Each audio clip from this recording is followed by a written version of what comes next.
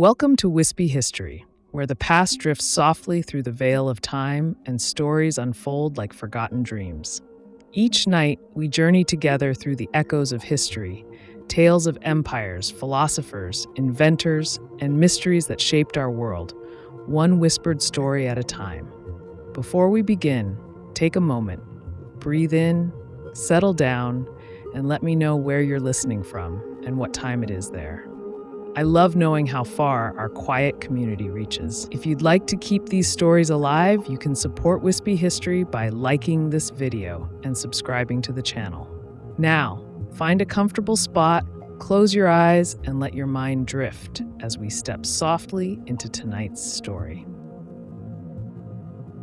In the quiet heart of ancient Athens, more than 24 centuries ago, a man lived who would change the way the world thought about truth, virtue, and the examined life. His name was Socrates. He left behind no books, no written teachings, and no temples in his honor. Yet, his ideas would ripple through time and shape the foundations of Western philosophy. This is the calm story of his life, what is known of it, told simply and truthfully. Socrates was born in Athens around 470 BCE, during a period of remarkable creativity in Greek history. The city was growing in wealth and power, and thinkers, artists, and builders were defining what would later be called the Golden Age of Athens. His father, Sophroniscus, was a stonemason or sculptor. His mother, Phainarete, worked as a midwife. From her profession, Socrates would later draw metaphors, comparing his way of guiding people to giving birth to ideas. There is little record of his early years. Most accounts suggest that Socrates grew up learning the trade of his father, though his mind was drawn to language, argument, and reflection, rather than the physical arts. He received a basic education typical of Athenian boys: grammar, music, and gymnastics. But beyond that, his intellectual curiosity seems to have been largely self-taught. He served as a hoplite, a heavily armed soldier in the Athenian army. Despite his small and unassuming appearance, he was known for great endurance. In campaigns at Potidaea, Delium, and Amphipolis, he showed calm courage. His companions noted that he remained steady in cold and hunger, walked barefoot through rough ground, and never lost composure. One soldier who served with him, the young Alcibiades, would later recall Socrates standing motionless for hours deep in thought, as if the outer world had disappeared. When the wars ended, Socrates returned to Athens and spent the rest of his life there, walking the streets and speaking with whoever was willing to listen. He owned little, worked little, and accepted no payment for teaching. His days were spent in open discussion, in workshops, marketplaces, and gymnasia, speaking not to crowds, but to individuals. Physically, Socrates was not handsome. Ancient writers describe him as short, with a flat nose, large eyes, and a round face that made others laugh. But those who knew him said that his spirit was beautiful, that he carried a kind of serenity and insight that few could match. Socrates married a woman named Xanthippe, who is remembered, perhaps unfairly, for her temper. Together, they had 3 sons. Accounts vary on how much time he spent at home, but most suggest that his devotion to public conversation and philosophy often came first. He lived during a period when Athens was at the height of democracy and cultural power. The Parthenon was being built. Artists and playwrights were redefining art and drama. But Athens was also full of debate about justice, knowledge, and the gods. Socrates joined those debates not as a lecturer, but as a questioner. Socrates believed that wisdom began with recognizing one's own ignorance. "I know that I know nothing," he is remembered to have said. He developed a form of inquiry that would later be called the Socratic method, a dialogue of questions and answers that exposed contradictions and led others to clearer thought. He would approach someone, a politician, a craftsman, or a poet, and ask what seemed like simple questions. What is justice? What is virtue? What makes a person good? Often, those who believed they had the answers found themselves lost in their own reasoning. Through gentle persistence, Socrates would reveal that much of what people took for knowledge was merely opinion. He did not replace their answers with his own, but invited them to keep examining. This was not done to humiliate, though some felt humiliated. It was his way of awakening thought, of encouraging self-examination. He described himself as a gadfly, a small creature sent to stir the great horse of Athens into awareness. His discussions attracted many young listeners, among them Plato, who would later record much of what we know about him. Plato's dialogues, along with Xenophon's writings and a few references in the plays of Aristophanes, form the main record of Socrates' life. Socrates was not a teacher in the formal sense. He founded no school and wrote no doctrines. His focus was on how to live, not what to believe. He taught that virtue, excellence of character, was the highest good, and that it came from knowledge. If people truly understood what was right, they would do what was right. Wrongdoing, in his view, was born from ignorance, not malice. He held that care of the soul was more important than wealth or power. To neglect one's inner moral life, he said, was to live blindly. Socrates believed in the gods, though not in the conventional way of Athens. He often spoke of an inner voice, a daimonion, that warned him when he was about to make a moral mistake. He regarded it as a divine sign, a personal guide toward virtue. His conversations were not limited to scholars. He spoke with craftsmen, soldiers, courtesans, and statesmen. To him, every mind was worth engaging. His simplicity of manner and disregard for material things made him both admired and mocked.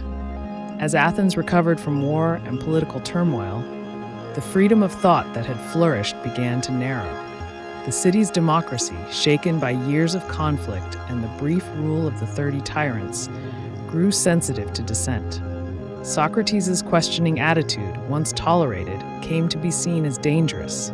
He had made enemies among powerful men. Some of his former associates, like Alcibiades and Critias, had betrayed or harmed Athens. Though Socrates himself had avoided politics, guilt by association shadowed him. In 399 BCE, 3 citizens, Miletus, Anytus, and Lycon, brought formal charges against him. They accused him of corrupting the youth and of impiety, of not believing in the city's gods and introducing new ones. The trial took place before a jury of about 500 citizens. The proceedings were public, and many came to hear him speak. Plato later recorded the defense speech, the apology, in which Socrates addressed his accusers with calm dignity. He did not plead for mercy. He argued that he had lived in service to the truth, and that questioning the world was his divine mission. He compared himself again to a gadfly, reminding the jurors that his presence, though irritating, was necessary to keep the city awake and thinking. He warned that silencing him would harm Athens more than it would harm him. When asked to propose an alternative to the death penalty, he half-playfully suggested that he deserved free meals for life, like an honored Olympic victor. This sarcasm did not help his case. After deliberation, the jury found him guilty by a narrow margin. When the penalty was to be decided, Socrates offered no plea for leniency. The vote for death was larger than the vote for guilt. Athenian law required that executions be delayed until a religious festival concluded. So Socrates spent about a month in prison before his sentence was carried out. His friends visited daily, among them Plato and Crito.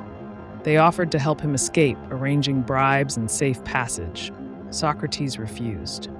He said that escaping would violate the laws of Athens, which he had always respected, even when he disagreed with them. Plato's dialogue Phaedo describes the final hours. Socrates, calm and reasoning as ever, discussed the immortality of the soul. He reminded his companions that philosophy was a preparation for death, a release of the soul from bodily distractions. When the moment came, he drank the cup of hemlock that had been prepared for him. He walked until his legs grew heavy, then lay down and waited quietly as the poison numbed his body. According to those present, his final words were addressed to Crito. "We owe a cock to Asclepius. Pay the debt and do not forget." The phrase likely referred to an offering to the god of healing, a sign that Socrates viewed death as a kind of cure for the soul's confinement in the body. He was about 70 years old. Socrates left no writings. All that is known of him comes from the works of others, chiefly Plato, Xenophon, and Aristophanes. Yet through their words, his influence spread far beyond his lifetime. Plato, his most devoted student, built upon Socratic questioning to develop his own philosophy of forms and ideals. Aristotle, Plato's student, continued the tradition, laying the foundations of Western logic and science. Thus, through his students, Socrates became the grandfather of philosophical thought in the Western world. His method of dialogue continues to shape education and law, encouraging reasoning through questioning rather than mere assertion. His life stands as a model of integrity, a man who lived according to his principles even unto death. Descriptions of Socrates paint a portrait of calm strength. He was indifferent to wealth and fame, content with little, guided by conscience. He accepted ridicule and misunderstanding without anger. Though often portrayed as a thinker, he was also a man of deep ethical conviction. He believed that doing wrong was worse than suffering wrong. He taught that a good person could never truly be harmed by others because goodness depended only on the soul's integrity. His ideas about virtue, justice, and self-knowledge influenced the Stoics, the early Christians, and later the Enlightenment philosophers who shaped modern thought. Even today, the phrase, "the unexamined life is not worth living," reminds us of his call to reflection. In the years following his death, many Athenians came to regret his execution. Plays and writings later depicted him as a moral hero. Statues were raised. The memory of his calm endurance became an example of philosophical courage. Centuries later, Roman philosophers such as Cicero would call him the wisest and most just of all men. Christian writers compared his death to that of martyrs, a man condemned for seeking truth. Modern thinkers continue to see in him the prototype of the independent mind, loyal to truth above comfort, guided by reason above passion. As we look back, Socrates appears not as a distant figure, but as a voice that still speaks through time. His life reminds us that wisdom begins with humility, the recognition that we do not know all things. He challenged power not with violence, but with questions. He pursued virtue not in temples or wealth, but in honest thought. Socrates' death closed one human life, but opened an intellectual tradition that continues to define philosophy. His calm in the face of injustice remains one of history's quiet triumphs of spirit. And so, as the story of Socrates comes to rest, we return to the Athens of long ago, the stone streets cooling in the evening, the crowds dispersing from the agora, and one simple man remembered for having asked and never ceased asking the questions that make life worth examining. You've been listening to Wispy History, where the past whispers and time stands still for a little while.